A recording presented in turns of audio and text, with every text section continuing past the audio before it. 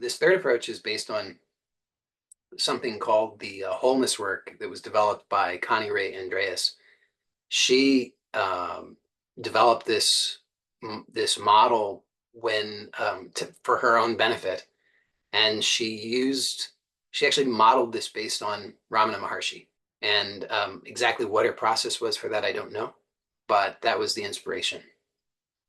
And the story goes that she was really looking for help in her own life, and she was looking in spiritual circles, and particularly in non-dual circles, and many of the teachers that she would go to would tell her, there's nothing you can do, and in fact, if you do anything and you get a result, then that's not it. That's not what you're looking for. So if you do something and you get a result, that's not the real result. There's nothing you can do. And she found that to be frustrating, to say the least. And she maybe didn't really believe it fully. It just didn't make sense to her. You know, like many things, like the other two things that I mentioned, a lot of the times what happens is that there are just these sort of mythologies that get built up, and people believe their own stories. And similarly, in non-dual circles, there's a mythology. You know, if there's a technique that won't work. No techniques can work. There can't be a process. If there's a process, it's false. Says who? I mean, the crazy thing is, Ramana didn't say that. Other people determined that was true. Ramana actually said, you know, here's a process. Look for the eye. There was actually a process. And so Connirae was still perceiving that she was suffering, and she didn't like that. And she saw that there were some people who seemed to have had some kind of realization, some kind of discovery that allowed them to not suffer. But when she would ask them about how to repeat that, or what was the process that she could use, they would say, there is no process. If there's a process, that's not it. And so she created this process, which is really quite elegant, and so I'll just describe to you briefly what that process is, so you could try it out for yourself.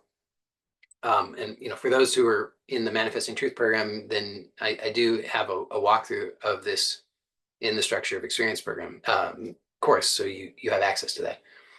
But the basic process here is you start with whatever the sense of the problem is. Okay, so you know, fear of McDonald's, fear of the Wendy's trash, fear of dogs, you know, not wanting to feel fat, whatever, you know, whatever the thing is. Everybody's got their stuff, okay? And you just notice there's an experience of that.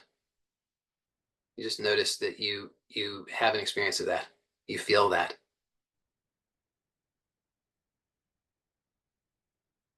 And that you're actually representing that for yourself somehow. So you could notice, what's the location of it? And if your mind says, what do you mean location? That's nonsense. There couldn't be any location. You could just say, well, just play along. What if there was a location? Where would it be? So there's no wrong answer. It's just playful, right? You're just playing. So what if there was a location? What would it be? And you could just notice that location, and you could notice the size of it. And again, if you say, what do you mean a size? Well, just play along. What if there was a size? What would it be? And the shape of it. You can notice how it moves. You can notice the color. Maybe it has a sound. There's no right or wrong. It's just whatever you notice. And then you could notice that you are aware of that, right? So you're aware of whatever that experience is, the location, the shape, the color, the whatever other qualities it has. You're aware of that. And you could actually notice that that sense of yourself, we'll call that an I, like the letter I, that I itself has a location, right? So you're able to see or perceive that experience from a location.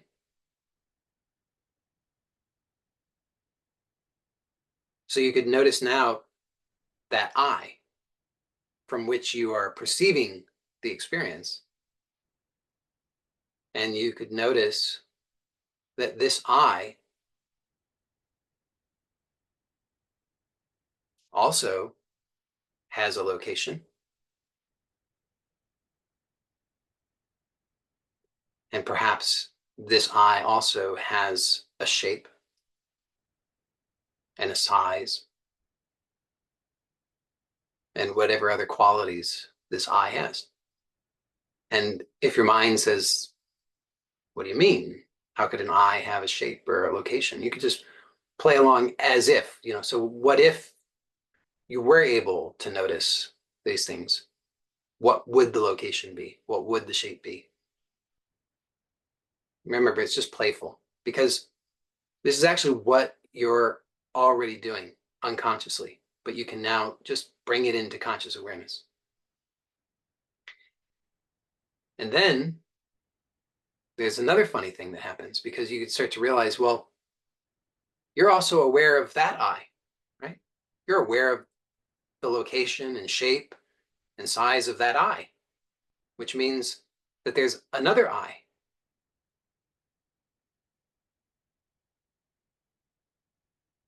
And you could start to notice that I. So we call this the second I, just to give a word to it, okay? So this is the I that's aware of the first I.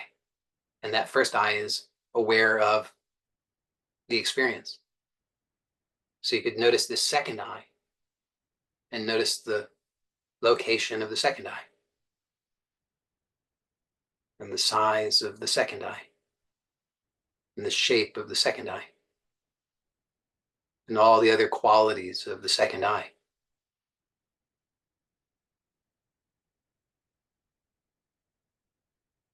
And you could even, if you wanted, of course, you could continue with this, right? Because, of course, if you're aware of the second I, then start to notice that I that's aware of the second I.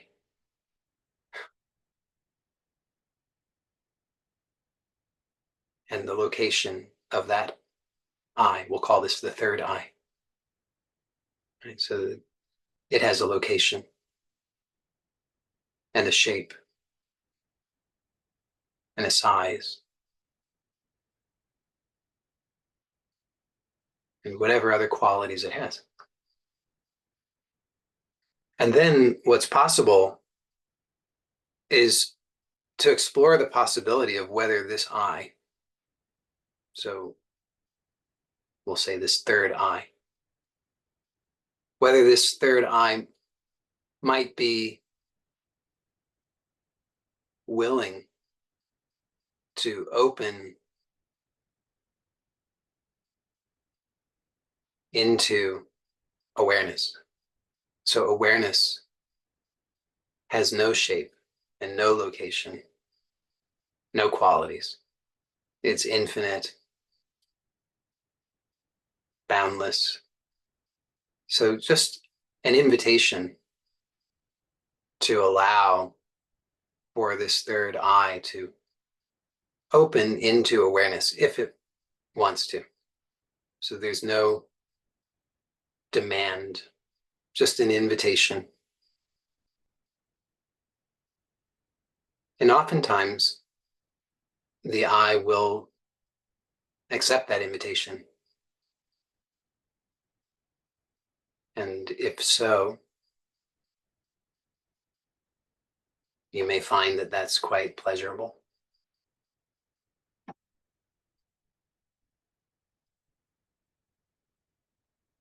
And then you could notice if that changes anything about the second eye. Doesn't always, but often it will.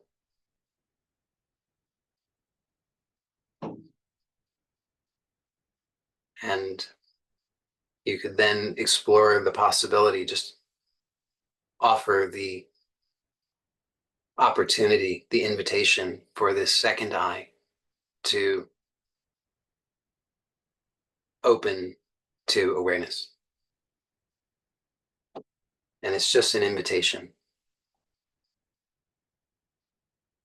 And if that second eye chooses to accept that invitation, then you might notice if that changes anything about the first eye. It might, doesn't have to, but often there'll be some change.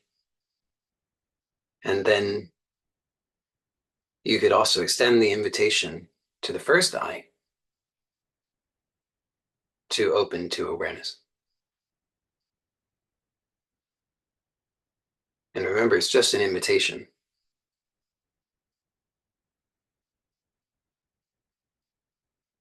It's perfectly fine, whatever this eye chooses.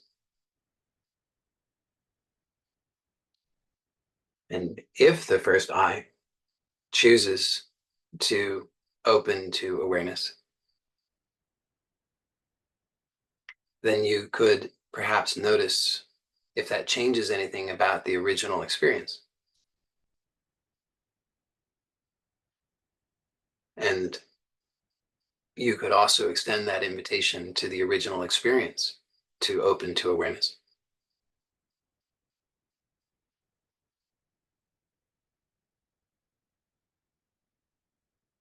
And this is all just an exploration. There's no right or wrong. You could then be curious to see if there's anything different now about that, whatever the issue was that started this exploration. If there's anything different about that in terms of your experience. So presumably at the start of the experience, you had some aversion. You preferred to avoid that, thinking about that or imagining that or experiencing that. And when you think about it now, you could just notice if that's changed. So of all the processes that I shared today, I think that one, the wholeness work approach, tends to give both the broadest and the deepest results. Obviously, maybe is slightly more involved than certainly than the first approach, right? The first approach is the simplest to apply.